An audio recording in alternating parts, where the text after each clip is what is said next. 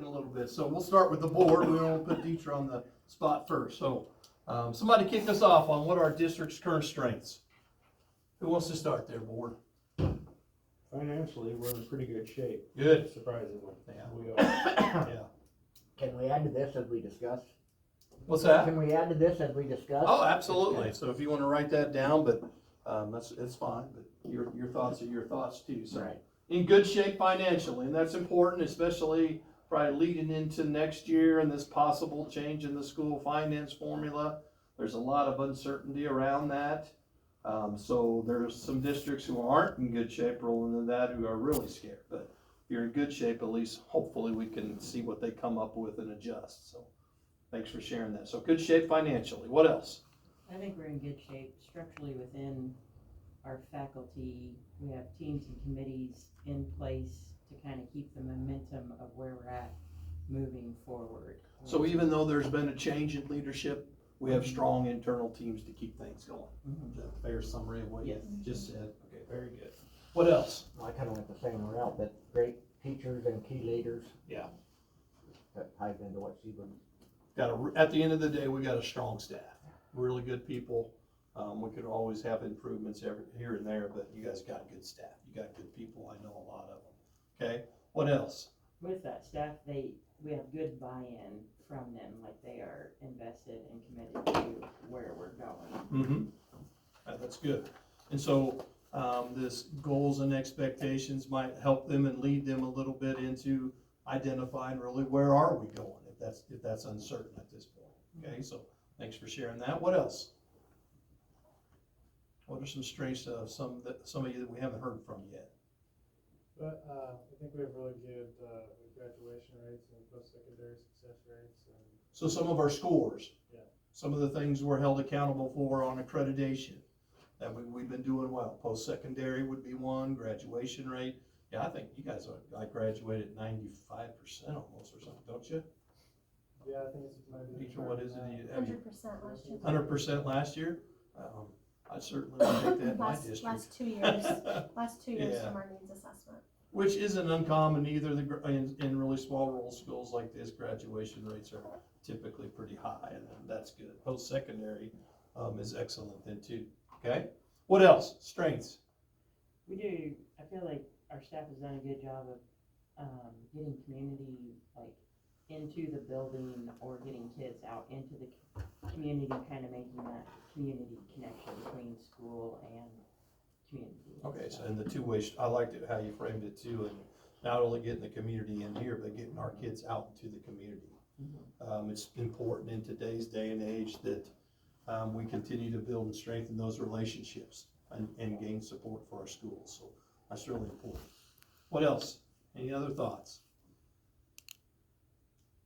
All right, so let's go to the other side. Dietrich, what are your first impressions of the district? I have fabulous staff, probably the best staff I think I've ever had, the privilege of working with. Great kids, maybe it's because today was the first day that they were in the building, and so, you know, all the way from the seniors, you know, and talking to them about being positive leaders and how those kindergartners are looking up to them, you know, they took that in strides, and, you know, you didn't see a kid sitting by themselves at the lunch table. You know, everyone's talking in the halls, everyone's involved. With the new SoFil policy bill, like no grumbles, no complaints, like no gripes about that. And then all the way down to the littles, you know, they're excited to be here. They love school. So great kids to match with our great staff. And then active involvement in the community. Both from the community and the school and us back. So echoing kind of what you had. Yeah, that's good.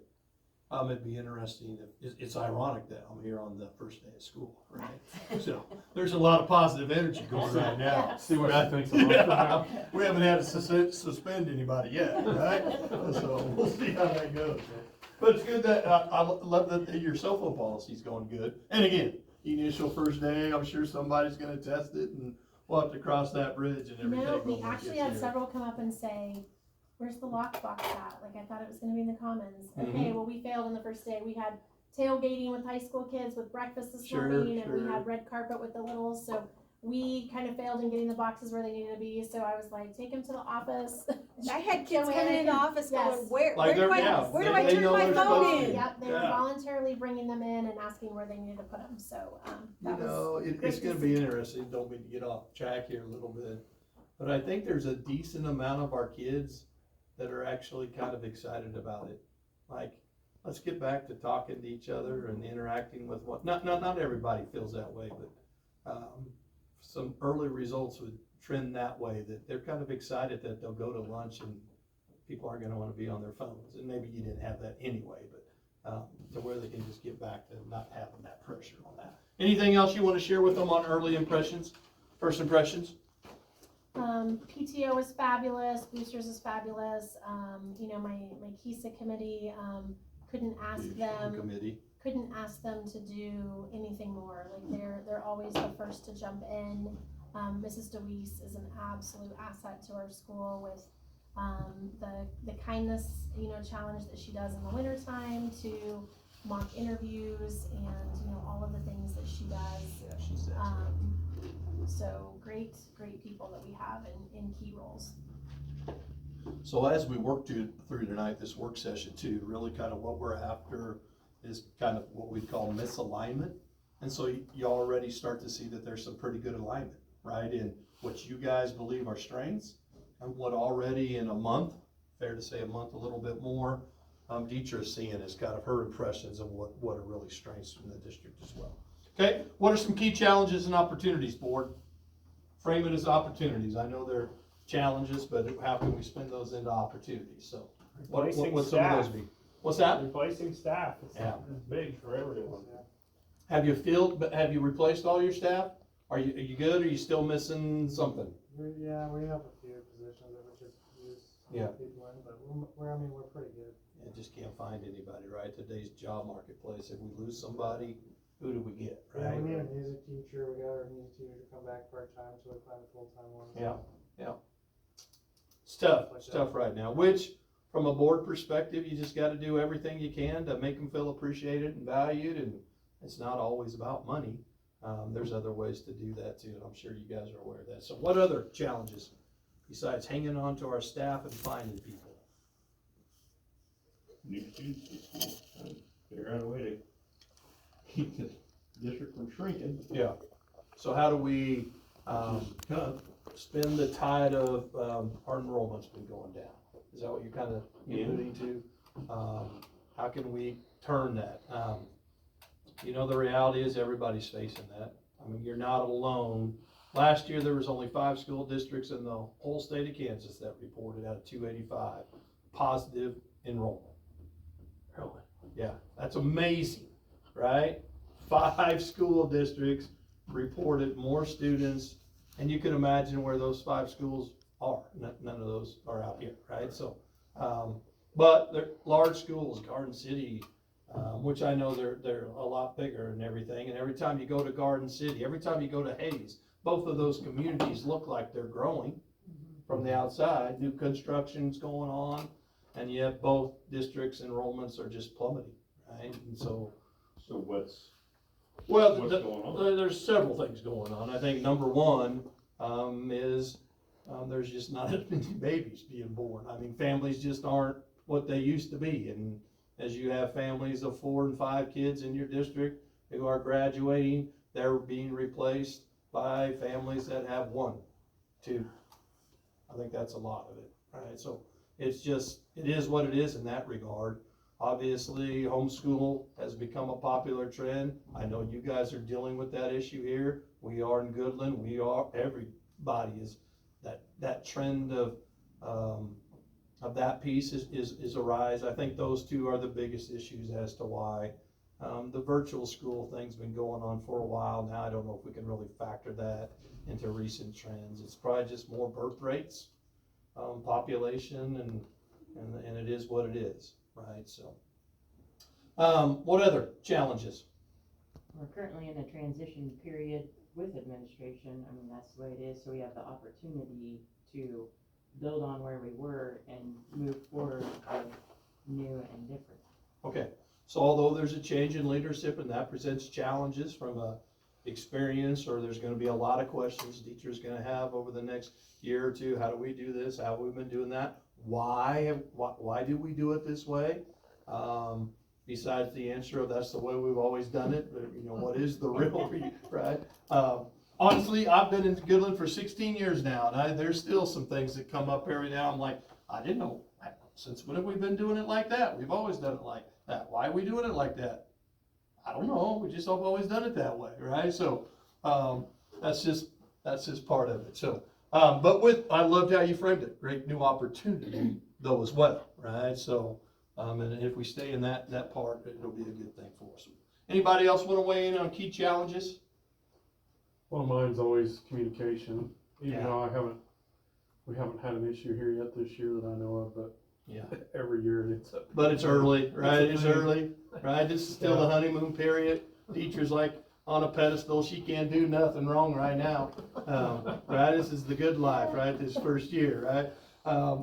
But there's challenges that are coming, and then the communication part of that kicks in, and things that we didn't foresee happen, and we'll get into some of that as we go through, and have a good conversation about expectations around what does communication look like when we're presented with challenges. So, but anyway, you know, as I've done this work for 3 years now in board trainings and getting out in other districts, it's amazing how many times communication seems to be the focal point. I mean, it is what it is.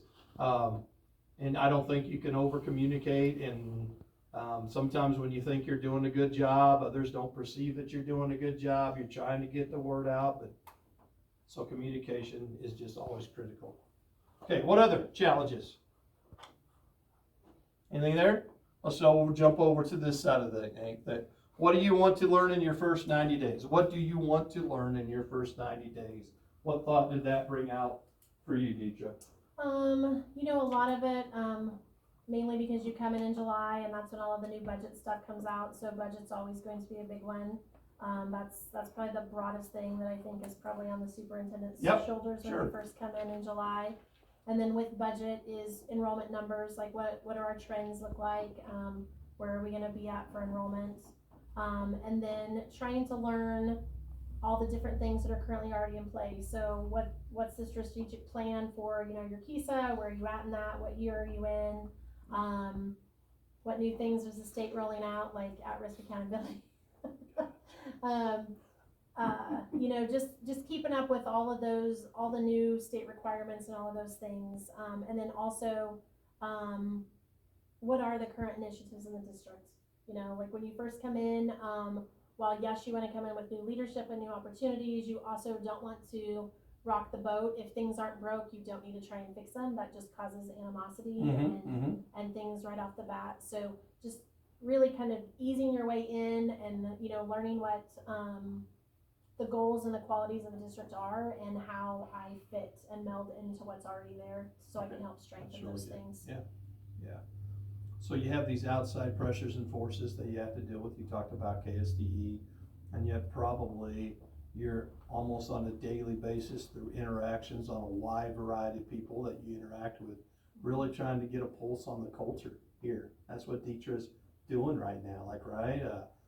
And again, trying to figure out what somebody believes is going well. She'll probably hear a little bit of somebody else thinks that's not going well, and sifting through all that as she formulates her ideas on moving the district forward.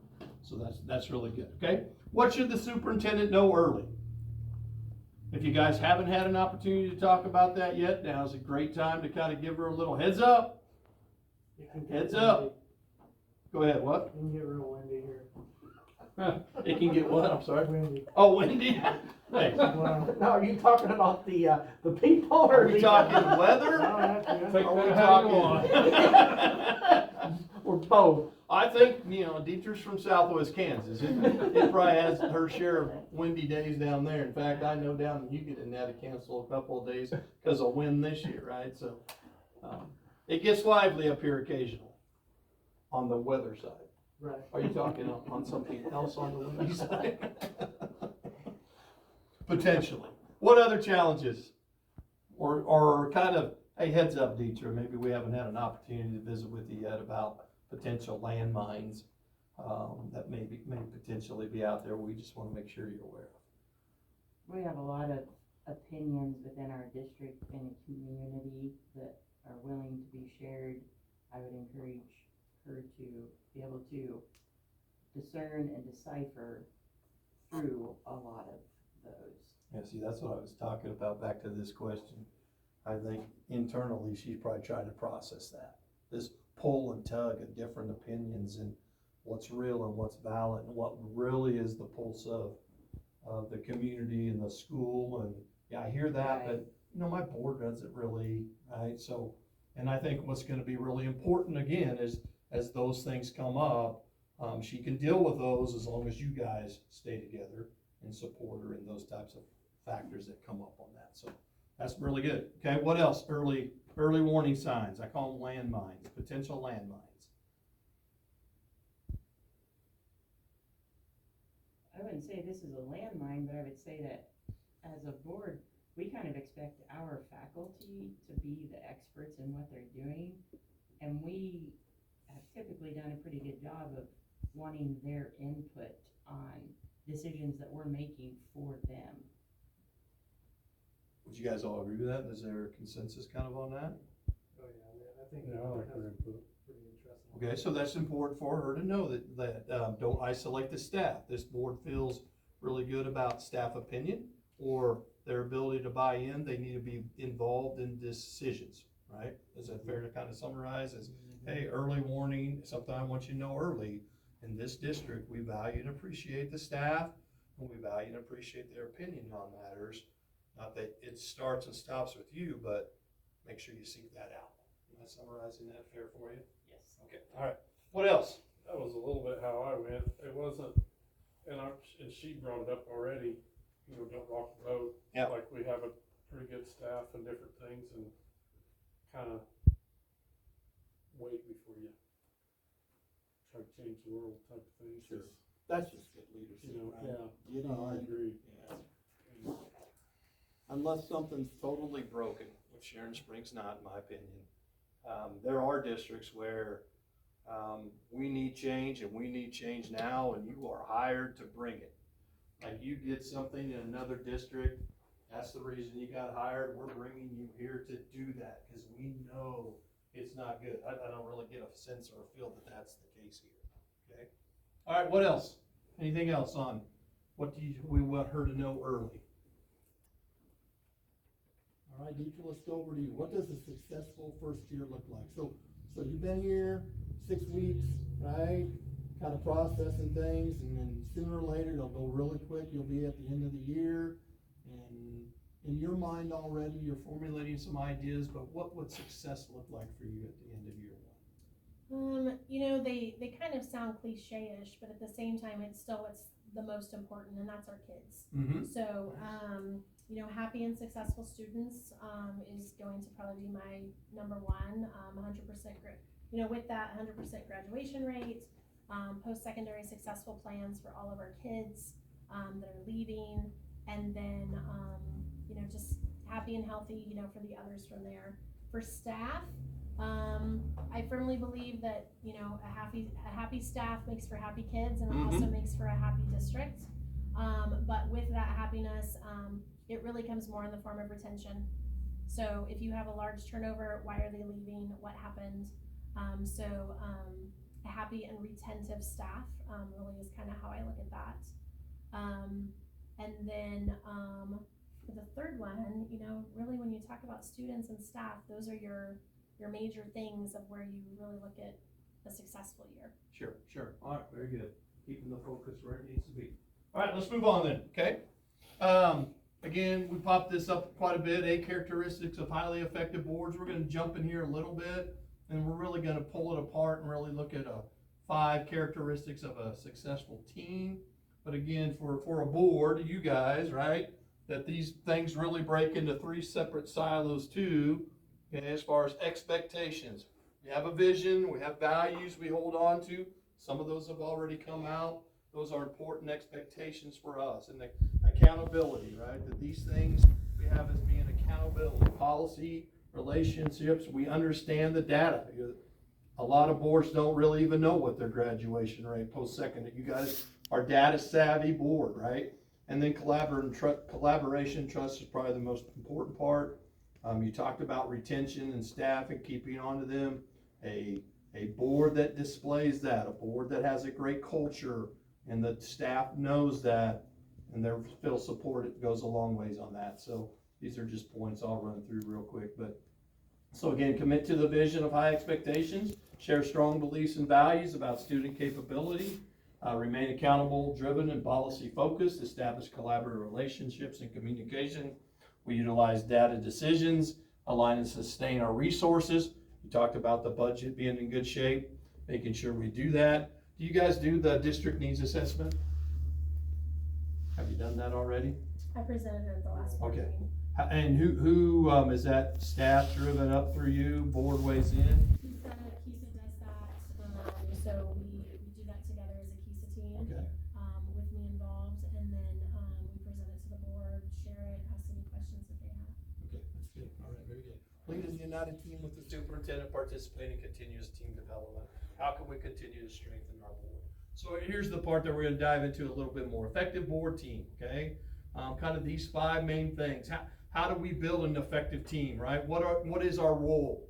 We're gonna talk about that tonight. Dietrich needs to hear probably part of that with us, and communications come up already. And then really, again, the early part of this discussion tonight is, do we align with our goals? Are we seeing those things line up and so we can move forward? And then outlining some expectations. So we're gonna start with the team part. And if on the back of your sheet, your next homework assignment, right, we're gonna answer the question of, you can really look at any team in the past. You can look at an athletic team you've been on, where you work is an enjoyable environment because we have a great team, or almost sometimes to help with this question, you have to look at what was a bad team experience to really emphasize what a good team experience was like. But kind of developing that a little bit again, what makes an effective team as we look at guiding ourselves to these roles, right? The board being this kind of watchtower approach to, we're overseeing things, but we're not down there, right? We're up here, we're not down in the weeds, we're not in the day-to-day, we're making sure the flights and the planes land correctly take off. But really the admin, Dietrich's job, she works in this, she's the one steering the ship. She's moving it where it needs to go, and she can only do that with a crew a little bit. So on the back of your paper, there's a written thing, I believe, that says what's an effective team, what makes a great team. If you could fill in a couple of quick ideas on that, we'll report out on that part.